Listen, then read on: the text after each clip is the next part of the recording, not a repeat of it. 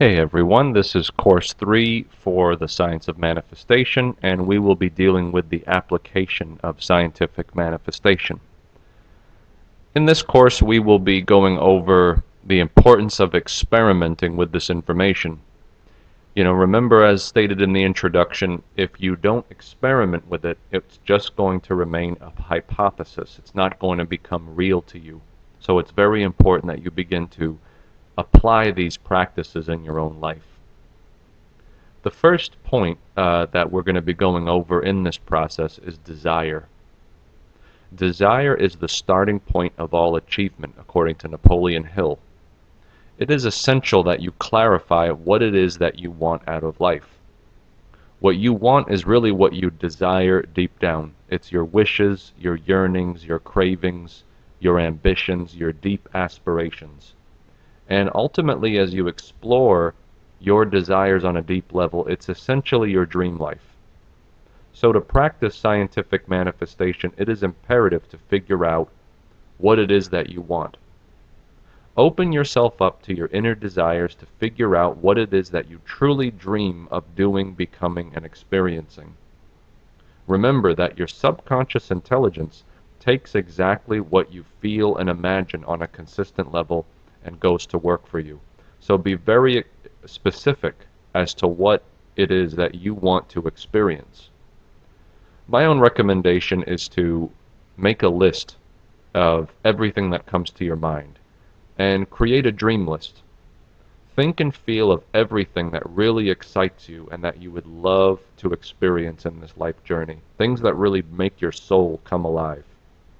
And don't hold back. Unleash as much as you can that comes out of your mind. Imagine as you do this that your inner genie, your subconscious intelligence, is prepared to serve you and go to work for you, granting your wish. Don't hold back what you truly dream of doing or becoming. Sometimes what holds us back from releasing our desires and believing they are possible is because we have been programmed to see our desires as bad, or wrong, or not possible. And religious programming may play a part in this, cultural or political programming, but it's important to know that your desires, as you can explore for yourself, are a natural part of your life. Your deep desire to live abundantly is natural. Your deep desire to have a partner, or to live healthier, or to have more financial prosperity so you can pursue your creative interests, to travel the world, to learn everything that you can learn. All of this is a natural part of you. And that craving to live an abundant life, a greater life, a more exciting life, is all natural. It's a part of the infinite intelligence that's inside of you. Life has given you these desires. So I encourage you to affirm this, that it is healthy and natural to desire abundance, whether that abundance is health, wealth, peace, joy, love, whatever it is healthy and desire to desire that. When you realize that your desire for a greater life is one with the infinite power of the universe, your faith becomes much stronger. You realize that life is the one that is at work through your desires. So take the time to figure out what your desires are and be very specific as you write it down. It is normal that you may wonder how all of this is possible given your current circumstances. How will you manifest an ideal life given your current difficulties? Perhaps you don't want to just sit around and wishfully think, only to believe it won't happen and be disappointed. But develop the practice of paying attention to what you want. Remember your subconscious mind. It always responds to what you focus on, what you believe, what you feel. So choose to consciously focus on your ideals and not your current reality. The ideas, the plans, the unfolding of your desires, that will come in time. Your inner genie will draw from the universe all that is necessary to advance you. Trust this part of your mind. If you stay focused on your current conditions, your subconscious mind will keep you focused on what is and prevent you from possibilities. It's going to take whatever you focus on. So direct your mind on what you desire and make your dreams clear. Visualization is an ancient practice Uh, this is the second part of the scientific process and practice. First is desire, and the second is visualization. And visualization is an ancient practice that has its roots in many Buddhist and Hindu circles. Even in Christianity, there's a technique known as imaginative prayer. And it's simply the capacity to use the inner part of your mind to imagine scenarios and possibilities. Napoleon Hill said in his book Think and Grow Rich about the imagination that your imaginative faculty may have become weak through inaction, but it can be revived and made alert through use. So, as with any muscle, the way to get this part of your mind working is to exercise it. You have this imaginative function, and through the practice of visualization, you are strengthening this spiritual muscle you have to create a clear mental picture of your deep desires to impress upon your mind and the universe. So when you start to imagine your deepest desires and really feel the experience of what you are imagining, your unconscious mind reacts to it. And the universe begins to go to work for you on those imaginations. So really begin to visualize your desires. Really begin to picture them in detail. Feel it. Use all the sensations inside of you to feel, to think, to imagine that possibility. An interesting fact about your mind is that your subconscious mind reacts to your imagination just as if your eyes were seeing something in the physical world. So let me explain. Your mind and your body does not distinguish what is external or imaginary. Many doctors in the field of neuroscience have indicated that just as there is a stress response in your body when fleeing danger in your physical surroundings, that response of stress kicks in your body even when you imagine it. So blood is pushed around in your body whether that fear is imagined or whether it's actually happening outside of you. So when you imagine something, it's as if it's actually happening as far as your brain and body is concerned. Many people who have played in sports and athletics understand this principle. Arnold Schwarzenegger, back when he was a bodybuilder, said, "You create a vision of who you want to be, and then you live that picture as if it were already true." Michael Jordan said that before he would throw his shots, he would go through the motions in his mind.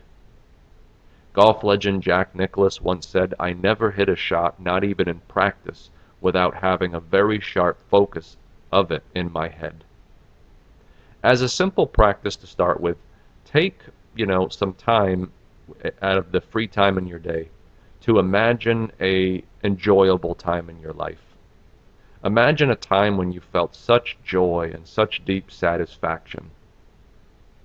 Really picture this memory as vividly as you can with your mind, blocking out all distraction.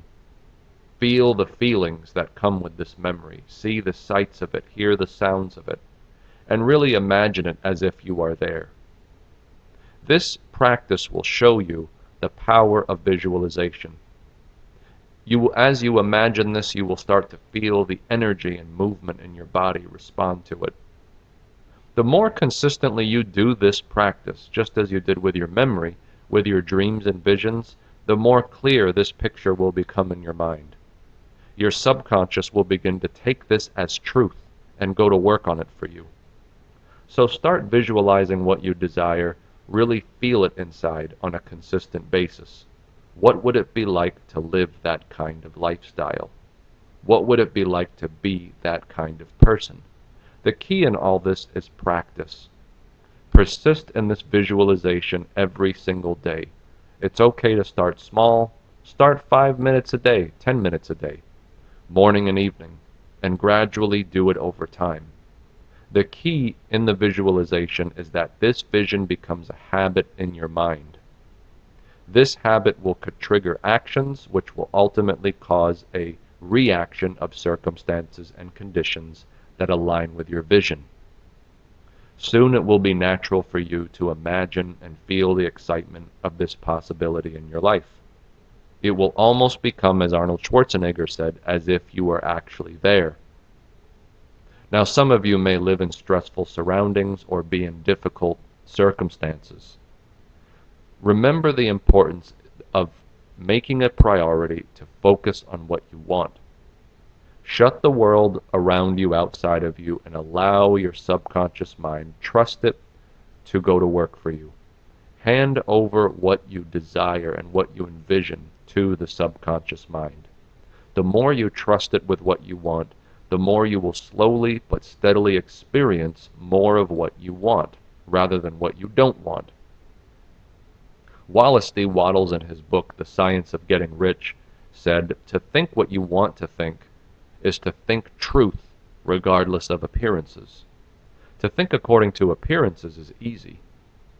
To think according to the truth requires labor and the expenditure of more power than any other work man is called upon to perform." Some have said when it comes to getting rich, 80% of your work is mindset. The same has been said of martial arts or athletics. So your work really is to formulate this desire and this vision and to persist with it daily and to trust that your infinite intelligence is going to go to work on it for you. Affirm it as yours. Begin to take faith that this vision is yours. And with the visualizations you develop, I encourage you to create your own affirmations and mantras as you do this. Mantras is another ancient practice. What you repeat to your subconscious on a daily basis will manifest in your life and in your environment. Let your words and thoughts only be geared toward the desired end. So as you visualize, start to affirm these life-affirming statements. Replace any negative belief systems that you've inherited throughout your life, whether it's from your family or from your friends or your environment, and replace it with what you want to experience. All negative self-talk, begin to replace it with positive self-talk. So if you believe and loathe yourself and have grown up with a insecurity, begin to affirm and repeat self-love. Begin to visualize yourself as loved. If you're tired of feeling poor, affirm and repeat wealth and greater abundance in your life. If you are angry all the time, affirm and visualize yourself becoming kind and speaking respectfully. This practice will become stronger and stronger over time. The key is repetition, and feel and experience your visualization as you repeat it. Another healthy thing to do in your visualization process that will help you is to become grateful for the thing you visualize. When you become grateful for what is in your imagination, you are building faith to manifest it. Be thankful that the ideas will come to you. Be thankful that in line with your vision, the right opportunities will come to you. Be thankful that the right people will come, the right medicine, the right path to take for business. By maintaining gratitude, you are expecting good to come into your experience. By being grateful for this vision that you have, it will become more clear. As you keep your attention on the good that is ever present in your life and coming into your future, more good will pour into your life in ever-expanding abundance. The last part of this aspect to the scientific practice of manifestation is taking actions. You know, as you desire and as you visualize, certain things will begin to happen. You will naturally be moved to act in certain ways. Ideas will start coming to you. The universe will start responding to your wishes.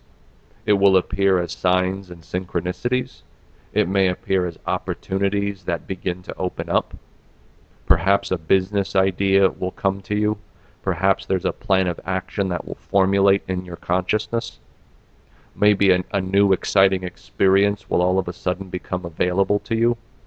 The key thing in the desiring process and the visualizing process is to be ready to act upon things as they come, because ultimately this will birth the manifestation process. The book of James says, faith without works is dead. So really the proof that you believe your vision will come into being will be that you start taking actions that align with that vision. I'm not going to tell you what those actions are. Ultimately, as you dream and as you envision, you will know in time and have a deep knowing what those actions will need to be. Intuitions, creative impulses, ideas, opportunities, conversations will begin to happen as it responds to what is in your mind. Remember, life is a mirror to what you hold in your mind. The world without begins to become a reflection of your world within. So be ready and willing to act according to the promptings as they are presented to you.